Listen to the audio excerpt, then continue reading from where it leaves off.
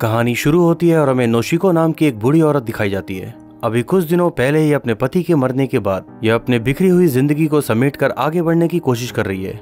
आज उसकी बेटी चिनात्सु भी उसका कुछ कामों में साथ देने के लिए यहाँ आई थी। रेडियो पर यह न्यूज आ रही है कि बहुत जल्द एक जोर का तूफान आने वाला है। जापान में इस तरह के तूफान आना काफी आम बात है। इससे पहले भी इस साल 22 तूफान आ चुके हैं और ये 23वें नंबर का तूफान है। नोशिको ने अपनी लगभग आधी जिंदगी इसी छोटे से घर में ही काटी है और उसकी बेटी के साथ चल रही उसकी बातों को सुनकर हमें पता चलता है कि वो फिलहाल अपने बेटे राइको को लेकर थोड़ा परेशान रहती है। नोशिको का मानना है कि उसके बेटे राइको की पर्सनल लाइफ बहुत अच्छी नहीं चल रही और साथ ही साथ उसे आए दिन पैसों की भी प्रॉब्लम रहती है। इसके बाद हम उसके बेटे राइको की जिंदगी को करीब से देख पाते हैं। कहने को तो राइको एक राइटर है, लेकिन पिछले 10 सालों से उसकी कोई भी किताब पब्लिश नहीं हुई। आज से 10 साल पहले उसने जो अपनी आखिरी बुक पब्लिश की थी उसके लिए राइको को ठीक ठाक फेम के साथ साथ जापान का एक एकेडमी अवार्ड भी मिला था, लेकिन तब से लेकर आज तक वो ऐसा कुछ भी नहीं लिख पाया जिसे पब्लिश कर सके। अपनी इस नाकामी और जिद के चलते राइको की वाइफ और बच्चा उसे पहले ही छोड़कर जा चुके हैं। फिलहाल वो अपना खर्चा चलाने के लिए किसी डिटेक्टिव एजेंसी में एक पार्ट टाइम जासूस के तौर पर काम करता है। हर वीकेंड की तरह वो आज भी अपनी माँ से मिलने के लिए उसके घर पर जाता है। वो देखता है कि उसकी माँ इस समय घर पर नहीं है, तो बाहर रखी चाबियों से दरवाजा खोलकर तुरंत ही घर के अंदर जाता है। वो इधर उधर घर की तलाशी लेते हुए कुछ ढूंढने लगता है। तभी अचानक से अपनी माँ के कदमों की आहट सुनकर वो जल्दी से उन चीजों को वापस उन्हीं जगह पर रख देता है। फिर राइको अपनी माँ से कहता है कि पापा के पास पहले एक पुराने जमाने का ब्लैक स्टोन हुआ करता था, तो क्या आपको पता है कि उनके मरने के बाद वो चीज कहाँ गई? माँ कहती है कि जरूर तुम्हारे फादर ने अपने जीते जी ही उस चीज को जरूर किसी एंटीक शॉप पर बेच दिया होगा।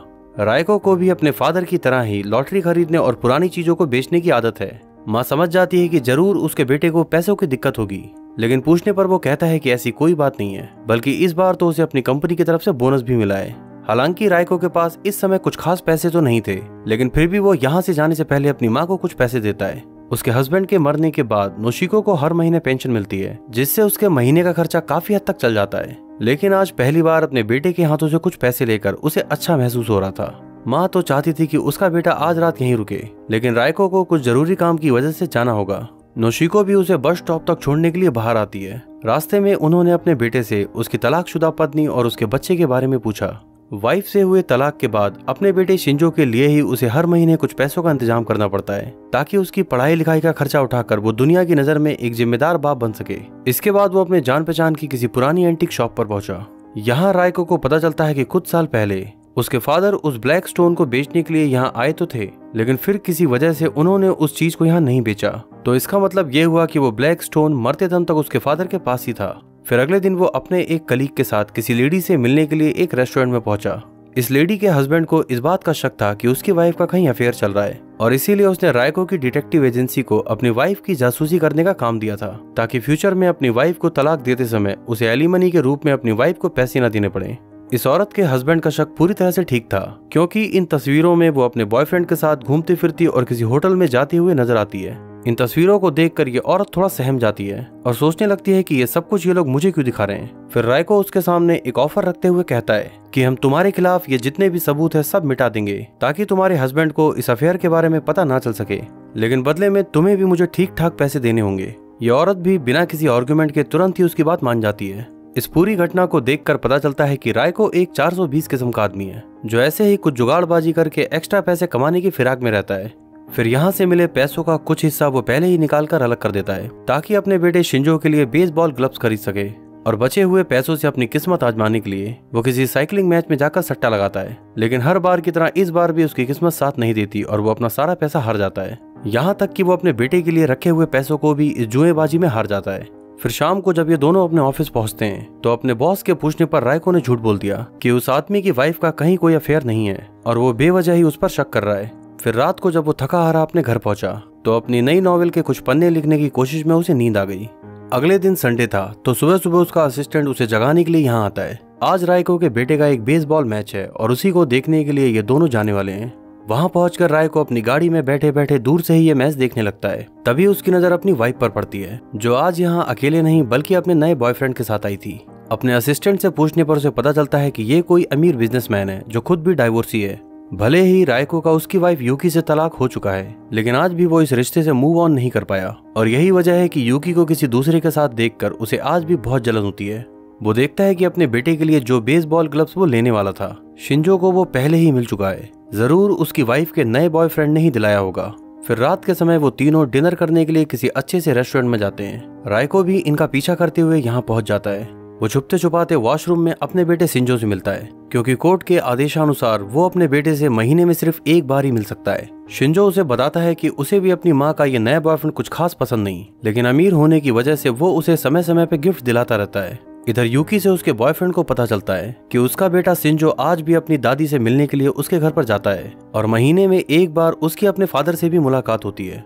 यूकी के बॉयफ्रेंड को ये बात कुछ खास पसंद नहीं आती। वो यूकी से कहता है कि तुम्हें उन लोगों से पूरी तरह से रिश्ता खत्म करना चाहिए, लेकिन यूकी इस बात को बढ़ाना नहीं चाहती थी, तो वो ऐसे ही इसे हंसी मजाक में टाल देती है। अगले दिन रायको का पब्लिशर उससे मिलकर उसके सामने कुछ कॉमिक्स लिखने का प्रस्ताव रखता है। इसके लिए रायको को ठीक ठाक पैसे भी मिल जाएंगे, लेकिन एक अवार्ड विनर राइटर के लिए कॉमिक्स लिखने जैसा काम थोड़ा लो स्टैंडर्ड का है, इसीलिए रायको उसे मना कर देता है। अगले संडे को वो अपनी वाइफ और बेटे से मिलने वाला है और उसी मुलाकात में उसे अपने बेटे के खर्चे के लिए 15,000 रुपए भी देने होंगे, लेकिन फिलहाल रायको के पास इन पैसों का कोई इंतजाम नहीं था, तो कुछ उधारी का जुगाड़ करने के लिए वो अपनी बहन चिनात्सु से जाकर मिलता है। चिनात्सु की नजर में उसका भाई एक फर्जी आदमी है, तो वो पैसा देने से तो साफ इनकार कर ही देती है और साथ ही साथ वो रायको से कहती है, तुम्हें याद है ना कि तुम कहा करते थे कि तुम पापा जैसा नहीं बनना चाहते, लेकिन देखो ना आज तुम बिल्कुल उनके जैसे ही बनते जा रहे हो। रायको को अपने फादर की उधार मांगना और जुआ खेलने की आदत पसंद नहीं थी, लेकिन उसे इस बात की खबर ही नहीं लगी कि वो धीरे धीरे उनके जैसा ही बन चुका है। इधर रायको के ऑफिस में जासूसी का एक नया केस आता है। एक आदमी का उसकी वाइफ के साथ तलाक हो चुका था, लेकिन उसे इस बात का शक है कि उसकी एक्स वाइफ का किसी आदमी के साथ अफेयर चल रहा है और उन दोनों की जासूसी करवाने के लिए ही ये आदमी यहाँ आया है। उस आदमी की बातें सुनकर ऊपरी तौर पर तो रायको हंसने लगता है, लेकिन तभी अचानक से वो एक गहरी सोच में डूब जाता है। देखा जाए तो रायको का हाल भी कुछ ऐसा ही है। भले ही उसका अपनी वाइफ से तलाक हो चुका हो, लेकिन आज भी वो उसे भूल नहीं पा रहा। बात में उसका असिस्टेंट भी उसे ये याद दिलाता है कि जब तक उसके तलाक की बात नहीं उठी थी, तब तक रायको ने कभी भी उसके सामने अपनी वाइफ का जिक्र तक नहीं किया। खैर इसी बीच रायको की मुलाकात फिर से उस औरत से होती है जिसकी इन्होंने जासूसी की थी। यहाँ पता चलता है कि इस औरत ने इन दोनों को अपने हस्बैंड की जासूसी के काम पर लगाया था। इस औरत का शक बिल्कुल सही निकला और इसके हस्बैंड के खिलाफ सबूत देने के एवज में रायको के पास पैसों का इंतजाम भी हो गया। फिर अगले संडे वो अपने बच्चे से मिलने के लिए बताई हुई जगह पर पहुंच जाता है। यूकी उस पर गुस्सा करते हुए कहती है कि तुम हमेशा की तरह आज भी लेट हो। फिर वो कुछ घंटों के लिए शिंजो को उसके हवाले करती है और जाते हुए कहती है कि शाम तक इसे मेरे घर पर जरूर छोड़ देना। रायको अपने बेटे को कुछ शॉपिंग कराना चाहता था ताकि इन दोनों के बीच का रिश्ता थोड़ा और गहरा हो सके। उसका बेटा शिंजो भी अपने फादर की हालत को समझता है, इसलिए वो एक महंगा शूज पसंद आने के बावजूद अपने फादर से सस्ते वाले शूज खरीदने को कहता है। रायको भी इस बात को समझ चुका था, इसलिए वो अपने बेटे को सबसे महंगे वाला शूज ही दिलाना चाहता है, लेकिन इस शूज की कीमत देखकर उसने चुपके से इसमें खरोच मार दी, जिसकी वजह से उसे इन जूतों पर ठीक ठाक डिस्काउंट मिल गया। इसके बाद इन दोनों ने एक रेस्टोरेंट में जाकर कुछ खाया पिया। इसी बीच रायको अपने बेटे से उसकी माँ के नए बॉयफ्रेंड के बारे में कुछ और बातें पूछना चाहता था, लेकिन वो उससे कुछ भी पूछने की हिम्मत नहीं कर पाया। इसके बाद उसने अपने बेटे को कुछ लॉटरी की टिकट्स भी दिलवाई, क्योंकि रायको के फादर भी उसे अक्सर लॉटरी टिकट दिलवाया करते थे और यही कुछ बातें हैं जो उसे अपने फादर की आज तक याद हैं। रायको चाहता है कि भले ही लॉटरी के लिए ही सही, लेकिन उसका बेटा शिंजो उसे हमेशा याद रखे। इसके बाद वो अपनी माँ को कॉल करके बताता है कि वो शिंजो को लेकर उसके घर आ रहा है, क्योंकि शिंजो और दादी दोनों को एक दूसरे का साथ बहुत पसंद है। इधर दादी के घर पे उसकी बेटी चिनात्सु अपनी पूरी फैमिली के साथ यहाँ आई हुई है। वो अपनी माँ को समझाती है कि आप रायको की पैसों से कोई मदद मत किया करो, इससे उसकी आदत और भी बिगड़ जाएगी। हालांकि ये बात अलग है कि उसकी माँ की पेंशन का ज्यादातर पैसा चिनात्सु और उसके बच्चों पर ही खर्च होता है। फिलहाल दादी माँ शिंजो के आने की खबर सुनकर काफी खुश थी। इधर घर पहुँचते पहुँचते हल्की फुल्की बारिश भी शुरू हो गई। रायको के घर के पास एक पार्क है, वो उस ओर इशारा करते हुए अपने बेटे को बताता है, एक रात जब मैं बहुत छोटा था तब मैं और तुम्हारे दादाजी बारिश और तूफान के मौसम में पूरी रात उस झूले के नीचे रुके थे। हमारे पास एक टॉर्च और खाने पीने का कुछ सामान था। उस दिन मुझे बहुत मजा आया, इसलिए वो बात मुझे आज तक याद है। इन दोनों के घर पहुंचने के कुछ देर बाद ही चिनात्सु अपनी फैमिली के साथ वहां से निकल गई। धीरे धीरे ये बारिश का मौसम तूफान की शक्ल लेने लगा है। कुछ ही देर बाद यूकी भी अपने बेटे को लेने के लिए यहाँ पर पहुंच जाती है। रायको की माँ के साथ उसका रिलेशन आज भी काफी अच्छा है। उनके हाल चाल पूछने के बाद वो रायको पर गुस्सा होते हुए कहती है कि तुम शिंजो को यहाँ क्यों ले आए। वो थोड़ा बहानेबाजी करते हुए कहता है कि उसके बेटे शिंजो का ही मन था अपनी दादी माँ से मिलने का। प्लान बनता है कि आज रात का डिनर ये सब लोग एक साथ ही करेंगे। फिर इन लोगों के बीच रोजमर्रा की चीजों पर बातें होने लगती हैं। शिंजो ने अपनी दादी के लिए एक पोयम लिखी थी जो वो उन्हें बड़े प्यार से पढ़ के सुनाता है। इसके बाद ये सब लोग साथ बैठकर डिनर करने लगते हैं। दादी का बनाया हुआ खाना इन सबको बहुत पसंद आया। खाते समय थोड़ा खाना रायको की शर्ट पर गिर जाता है तो दादी माँ उसकी शर्ट को साफ करते हुए कहती है कि भले ही ये मर्द कद में बड़े हो जाएं, लेकिन दिमाग से तो बच्चे ही रहते हैं। जाहिर सी बात है कि वो ये बात अपने बेटे रायको को सुनाने के लिए ही कह रही है, क्योंकि उन्हें आज भी अपने बेटे के तलाक का बहुत अफसोस है और इसके लिए वो कहीं ना कहीं रायको को ही जिम्मेदार मानती हैं। इसके बाद जब यूकी अपने बेटे के साथ यहाँ से जाने वाली थी तो दादी माँ उसे रोकने के लिए तरह तरह के बहाने बनाने लगी। रायको भी चाहता था कि यूकी आज रात यहीं रुके, लेकिन वो उससे ये बात कहता भी तो किस हक से। खैर, बाहर का मौसम काफी ज्यादा खराब हो चुका था और तूफान इस समय अपने जोरों पर था, तो आखिरकार यूकी और उसके बेटे को यहाँ रुकना ही पड़ता है। यूकी के अलावा ये सभी लोग इस बात से बहुत खुश थे, लेकिन यहाँ सबसे ज्यादा खुशी तो रायको के चेहरे पर थी। इसके बाद दादी और पोता साथ बैठकर बातें करने लगते हैं। दादी उसे रायको के बचपन की लिखी हुई कहानियां दिखाती है। इसी बीच शिंजो अपनी दादी से कहता है कि अगर वो इस बार लॉटरी का टिकट जीता तो एक बड़ा सा घर खरीदेगा, ताकि हम सब लोग एक साथ मिलकर उस बड़े से घर में रह सकें। उसकी ये मासूम बातें सुनकर दादी थोड़ा इमोशनल हो जाती हैं और मन ही मन कहती हैं कि काश ये हो पाता। रात को सोने के लिए दादी उन तीनों का बिस्तर एक साथ ही लगा रही है, क्योंकि ये घर काफी छोटा है। लेकिन रायको और उसकी वाइफ को अलग हुए 2 साल से ज्यादा समय बीत चुका है, इसलिए इन दोनों के लिए ये मोमेंट थोड़ा अजीब था। फिर रात को वो दोनों कमरे में एक साथ बैठे हैं और उन दोनों के बीच ढेर सारी बातें होने लगती हैं। रायको इस बात को एक्सेप्ट करता है कि उसने यूकी और शिंजो के बारे में पहले कभी इतना नहीं सोचा था जितना वो आज सोचने लगा है। लेकिन यूकी कहती है कि इन सब बातों से अब कोई फर्क नहीं पड़ता और तुम्हें हम दोनों को लेकर परेशान होने की कोई जरूरत नहीं। लेकिन रायको अपने बेटे के लिए बाप होने का फर्ज निभाना चाहता है, भले ही इसके लिए उसे कॉमिक्स ही क्यों न लिखना पड़े। काफी देर तक इधर उधर की बातें करने के बाद वो आखिरकार हिम्मत करके यूकी से उसके बॉयफ्रेंड के बारे में पूछता है, लेकिन यूकी उसके इन सवालों का कोई भी सीधा जवाब नहीं देती। फिर रायको उससे पूछता है कि क्या तुम सच में उससे प्यार करती हो।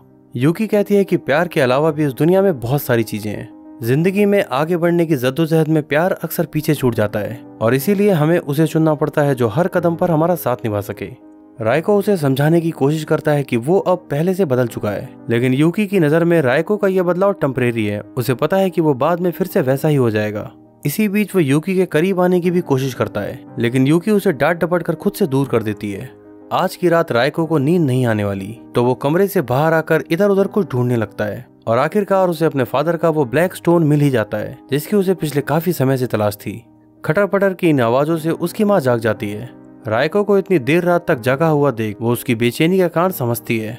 फिर कुछ देर तक खिड़की से बाहर चल रहे तूफान को देखने के बाद वो अपने बेटे रायको से कहती है, तुम मर्दों की सबसे बड़ी कमी यही है कि तुम कभी भी अपने आज में नहीं जीना चाहते। या तो तुम अपनी गुजरी हुई जिंदगी को लेकर अफसोस करते हो या फिर अपने आने वाले कल की चिंता में ही लगे रहते हो, लेकिन कभी भी अपने आज को जीना नहीं सीख पाते। लाइफ में कुछ भी हमेशा एक जैसा नहीं रहता, इसलिए हमें भी समय समय पर हालातों के साथ समझौता करते हुए आगे बढ़ना पड़ता है। बातों बातों में उसकी माँ कितनी गहरी बात कह गई। वो अभी बैठा बैठा यही सब सोच ही रहा था कि तभी उसका बेटा शिंजो भी अपने कमरे से बाहर आता है। यूकी भी आज की रात सो नहीं पा रही। ऐसा लगता है कि आज की रात इस घर में किसी को भी नींद नहीं आने वाली। फिर रायको ने अपने बेटे से पूछा, बाहर चलें उसी पार्क में झूले के नीचे। ये सुनते ही शिंजो के चेहरे पर मुस्कान आ गई। इसके बाद ये दोनों खाने पीने का कुछ सामान और छाता लेकर बाहर की ओर निकल पड़ते हैं। यूकी को भी पता था कि ये दोनों इतनी रात को कहाँ जा रहे हैं, लेकिन फिर भी उसने उन दोनों को नहीं रोका, क्योंकि वो भी इन दोनों बाप बेटों के बीच के आपसी लगाव को समझती है। उन दोनों के यहाँ से जाने के बाद नशिको और यूकी आपस में बातें करने लगे। नशिको उससे पूछती है कि क्या तुम दोनों के बीच अब सब कुछ खत्म हो चुका है। इसके जवाब में यूकी ने हाँ में सर हिलाया, तो नशिको अपने बहते हुए आंसुओं को नहीं रोक पाई। वो कहती है कि लाख कोशिशों के बाद भी मैं इस रिश्ते को टूटने से नहीं बचा पाई। तब यूकी उसे प्रॉमिस करती है कि वो शिंजो के साथ हमेशा उससे मिलने के लिए यहाँ आया करेगी। इसमें थोड़ी मुश्किल ही सही, लेकिन नशिको ने भी इस सच्चाई को अब एक्सेप्ट कर लिया है। इधर बारिश और तूफानों के बीच वो दोनों बाप बेटे पार्क में अच्छा समय बिता रहे थे कि तभी उनको ढूंढते हुए यूकी भी वहां पर आ जाती है। ये तीनों कुछ देर तक यहाँ रुककर बातें करते हैं। फिर यहाँ से घर वापस जाते वक्त शिंजो को पता चलता है कि उसकी लॉटरी टिकट्स तो कहीं बाहर ही गिर गई है। इसके बाद ये तीनों बाहर निकल के बारिश में भीगते हुए लॉटरी की टिकट्स इधर उधर ढूंढने लगते हैं।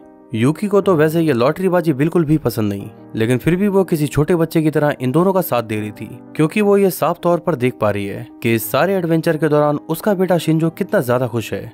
फिर अगली सुबह तूफान के थमने के साथ साथ मौसम भी पूरी तरह से साफ हो चुका था। नशिको को अलविदा कहने के बाद ये तीनों अपनी अपनी मंजिल की ओर निकल पड़ते हैं। यहीं रास्ते में वो एंटिक शॉप भी पड़ती है, जहाँ रायको के फादर अपना पुराना सामान बेचने के लिए आया करते थे। उन दोनों को वहाँ रास्ते में एक जगह रोककर रायको उस दुकान पर जाकर उसे कल रात वाला ब्लैक स्टोन दिखाता है। दुकानदार जब इसे चेक करके इसकी कीमत बताता है तो ये राइको की उम्मीद से कहीं ज्यादा थी। साथ ही वो राइको की 10 साल पुरानी एक किताब पर उसका ऑटोग्राफ मांगता है। राइको ये किताब उसके पास देखकर थोड़ा हैरान होता है। तब ये शॉपकीपर उसे बताता है कि जिस समय ये बुक पब्लिश हुई थी उसके फादर ने यहाँ के सारे दुकानदारों को इसकी एक एक कॉपी बांटी थी। राइको के कभी भी अपने फादर के साथ बहुत अच्छे संबंध नहीं रहे, लेकिन आज उनके बारे में ये सारी बातें सुनकर वो कहीं ना कहीं अपने अतीत को सोचते हुए थोड़ा पछतावा महसूस करने लगता है। ये ब्लैक स्टोन ही राइको के पास उसके फादर की आखिरी निशानी थी, इसलिए वो फैसला करता है कि वो इसे किसी भी कीमत पर नहीं बेचेगा। इसके बाद वो यूकी और शिंजो को उनके स्टॉप तक छोड़ने के लिए जाता है। अगले महीने फिर से मिलने के वादे के साथ शिंजो अपने फादर को अलविदा कह के अपनी माँ के साथ यहाँ से जाने लगता है और राइको वहीं खड़ा काफी दूर तक उन दोनों को जाते हुए देखता रहता है। इसी दौरान यहाँ बैकग्राउंड में एक गाना बजता है जिसकी मीनिंग कुछ ऐसी थी कि मैंने अपने बीते हुए कल में अपने आने वाले कल के इतने ज्यादा सपने सजाए कि कहीं ना कहीं मैं अपने आज को तो जीना ही भूल गया। और ऐसी ही इमोशनल एंडिंग के साथ ये फिल्म यहाँ पर समाप्त होती है।